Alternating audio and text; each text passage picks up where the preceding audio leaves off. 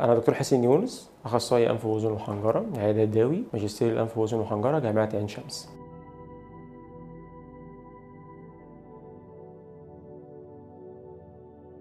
هو عبارة عن تجمع سوائل أو إفرازات مخاطية ورا طبلة الأذن في التجويف بتاع الأذن الوسطى. ده بيحصل في الكبار وفي الصغيرين، بس في الصغيرين بنسبة أكبر بكتير من الكبار.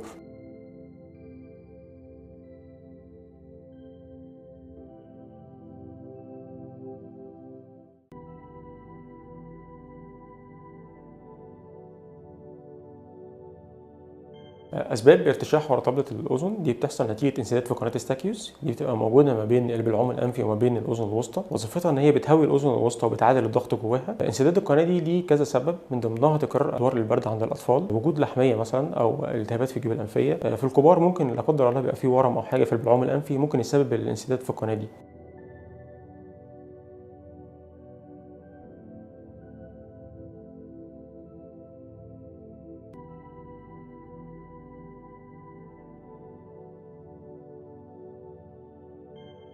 اكتر عرض بيحصل مع الارتشاح ورا الطبله هو فقدان السمع، وفي نسبه بيحصل طنين في الاذن. الاطفال الصغيرين ما بيعرفوش يعبروا عن الكلام ده، فاحنا بنشك في كده لما بيحصل ان هم بيعلوا التلفزيون كل شويه، او انت بتنادي عليه مثلا، الام بتنادي عليه ما بيردش عليها بسرعه، او في المدرسه المدرس بيقول لك ان هو الطفل مش منتبه كويس او مش بيركز كويس في الدروس بتاعته، فاحنا بنشك ساعتها ان في مشكله في السمع عند الطفل.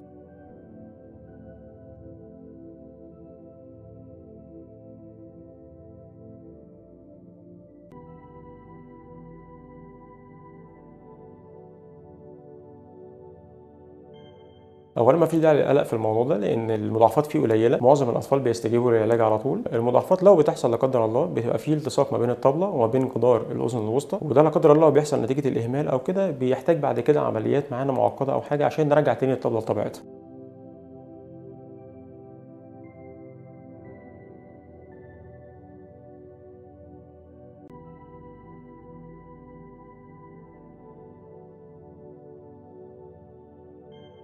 ارتشاح الاذن ليه كذا علاج. ممكن علاج دوائي وده بيجيب نتيجه في معظم الاطفال. لو لا قدر الله برضه ما استجابش العلاج الدوائي بيبقى فيه علاج جراحي زي تركيب انابيب تهويه لطبله الاذن، او لو كانت اللحميه هي السبب بنعمل استئصال اللحميه خلف الانف.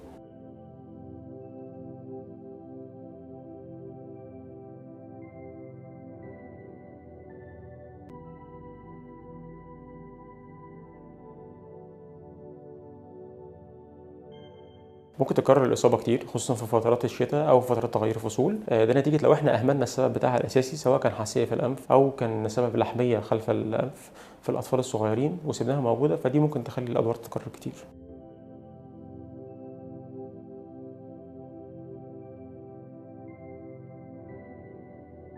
أنا دكتور حسين يونس، أخصائي أنف وأذن وحنجرة، عيادة داوي، ماجستير الأنف وأذن وحنجرة، جامعة عين شمس.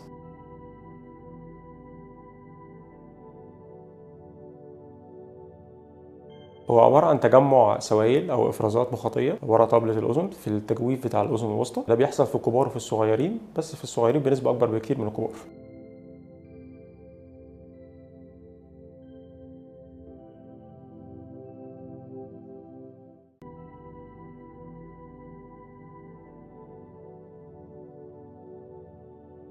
اسباب ارتشاح ورا طبله الاذن دي بتحصل نتيجه انسداد في قناه استاكيوس. دي بتبقى موجوده ما بين البلعوم الانفي وما بين الاذن الوسطى. وظيفتها ان هي بتهوي الاذن الوسطى وبتعادل الضغط جواها. انسداد القناه دي ليه كذا سبب، من ضمنها تكرار ادوار البرد عند الاطفال، وجود لحميه مثلا او التهابات في الجيوب الانفيه. في الكبار ممكن لا قدر الله بيبقى فيه ورم او حاجه في البلعوم الانفي ممكن يسبب الانسداد في القناه دي.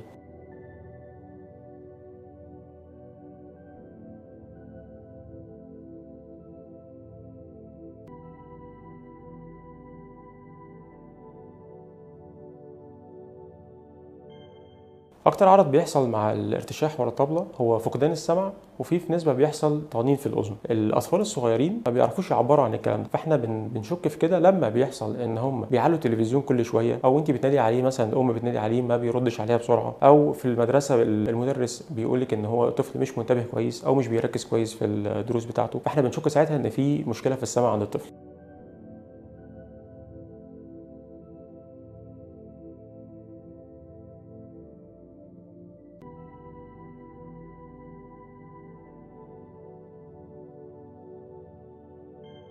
اولا ما فيش داعي للقلق في الموضوع ده، لان المضاعفات فيه قليله، معظم الاطفال بيستجيبوا للعلاج على طول. المضاعفات لو بتحصل لا قدر الله بتبقى فيه التصاق ما بين الطبله وما بين جدار الاذن الوسطى، وده لا قدر الله بيحصل نتيجه الاهمال او كده، بيحتاج بعد كده عمليات معانا معقده او حاجه عشان نرجع تاني الطبله لطبيعتها.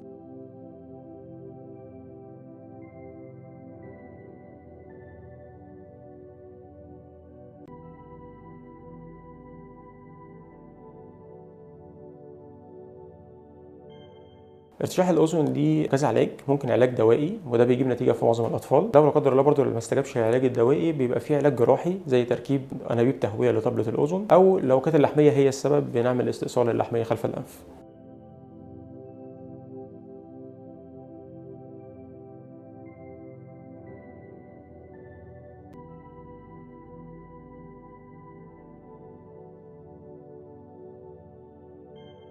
ممكن تكرر الإصابة كتير خصوصا في فترات الشتاء أو في فترات تغير الفصول، ده نتيجة لو احنا أهملنا السبب بتاعها الأساسي، سواء كان حساسية في الأنف أو كان سبب لحمية خلف الأنف في الأطفال الصغيرين وسيبناها موجودة، فدي ممكن تخلي الأدوار تتكرر كتير.